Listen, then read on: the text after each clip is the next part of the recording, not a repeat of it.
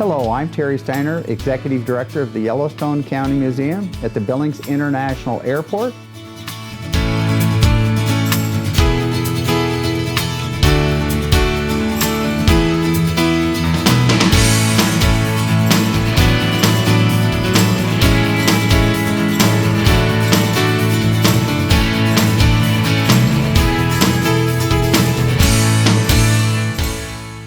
Today we're going to introduce you to the Yellowstone County Museum, which is in the historical Paul McCormick cabin, which was built in 1893, brought to this location from downtown Billings in 1954.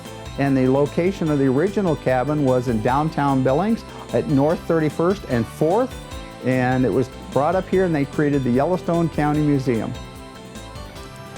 Hello, my name is Christian Coppage. I'm Curator of Collections here at the Yellowstone County Museum. I'm a Montana native who grew up in a small farming town called Denton, about 200 miles north of here. And I moved down here about 6 years ago to attend MSU Billings, where I studied history and Native American studies. And I've been involved at the museum for about 2.5 years. During that time, through the hard work of the staff, the guidance of the board of directors, and support from the community, we've put together what I think is the best iteration of the Yellowstone County Museum so far. So now Christian's going to visit about our current exhibits and our future plans at the Yellowstone County Museum.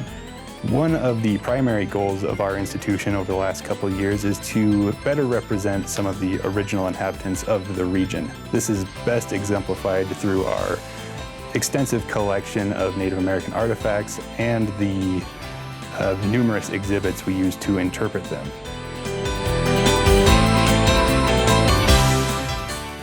Native American peoples have been living in and around the Yellowstone Valley for thousands of years, and it seemed only right and fair that we devote more time to discussing their subjects and perspectives in the context of pre-contact, post-contact, and modern life. One of the first exhibits that you'll be exposed to here at the Yellowstone County Museum is A Legacy of Bravery, the story of Joe Medicine Crow. In an effort to kind of stay away from primarily 19th century Indians, which a lot of Western history museums tend to do, we wanted to pick a subject that was more modern, something more of the 20th and 21st century, and Joe Medicine Crow definitely fits that bill. He's an excellent representative of the modern Crow Nation. He was highly educated, he was a veteran, an educator and historian, and not only interested in the preservation of his culture and traditions, but also the future of his people and their advancement. So I'm depending on you children to carry on. Make Billings a bigger and better city in the country. Aho, aho. So on the other end of this effort, we have our fellow employee, Zach Garhart, who has developed all of the exhibits on pre-contact First Peoples and their physical culture. Montana Archaeology is Zach's exhibit, but is also the product of our recent partnership with the Billings Curation Center, and covers the development of stone tools, the movements of peoples and goods, and the methods archaeologists use to examine those cultures from that era. The most recent addition to this sort of section of our Native American collection is Prehistoric Dining, which recounts the various plants and animals that were harvested, hunted, and ultimately consumed by those early peoples. From there, we move on to more 19th and early 20th century Native American subjects, and we have a very impressive collection of beadwork, moccasins, headdresses, and various other types of dress and decoration. So when I was initially hired in 2018, one of my first projects was the reorganization of the firearms room. Today we have over 60 firearms on display downstairs. For the firearms enthusiast, we have a large array of Colt revolvers, Winchester repeating rifles, and Springfield trapdoor carbines, as well as a plethora of other historically and technologically significant firearms. One issue I had, and that I noticed with a lot of other museums, is that firearms displays typically cater to the firearm enthusiast, people who are just happy to see the gun, essentially. And that may not be what everyone wants to see. So what we try to do is not only focus on the firearms and the technical aspects of those firearms, but also the people who use them. Guns tell a lot about them. Were they a lawman or a criminal, potentially a soldier, hunter, maybe even a trick shooter? By making the exhibits equal part about the firearms and the people, we can kind of cast a larger net and get more people interested in the subject.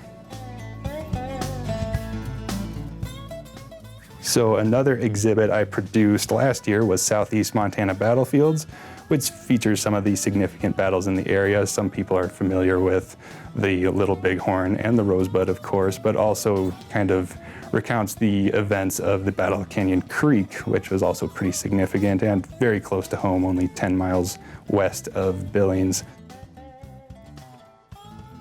So finally, a unique feature at the Yellowstone County Museum is our ghost dance exhibit. Now, the ghost dance was something of a spiritual awakening among primarily Plains Indian tribes, and unfortunately is associated very closely with the Wounded Knee Massacre in 1890. The collection itself is actually the property of a private collector who has loaned it to the museum for an extended period of time. It's an extensive and very impressive collection of ghost dance shirts, dresses, as well as various other objects used in the ceremony, including drums, shields, and prayer staffs. This is one of the largest publicly viewable displays in the entire nation. And it's not a subject we take lightly. We realize that the ghost dance can be considered beautiful, hopeful, but also understand the tragic connotations as well. We take our stewardship of this collection very seriously and make sure that everybody's fully aware of what they're getting into when they go downstairs, that the collection is usually shrouded from view, so people who don't want to view it don't have to, and people who do can always have that option. We hope by exploring the lives and histories of Native American people, we can kind of inspire an appreciation for those cultures in our visitors, and also an appreciation for the many Native American people still living in the Yellowstone Valley today. Keep in mind that I'm highlighting what I kind of perceive as some of the more important pieces in our collection. I certainly have not covered all of what we have to offer. There's quite a lot, so you'll have to stop by and see.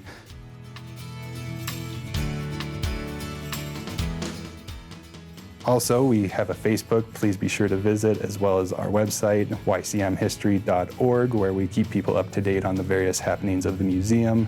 We oftentimes have speakers.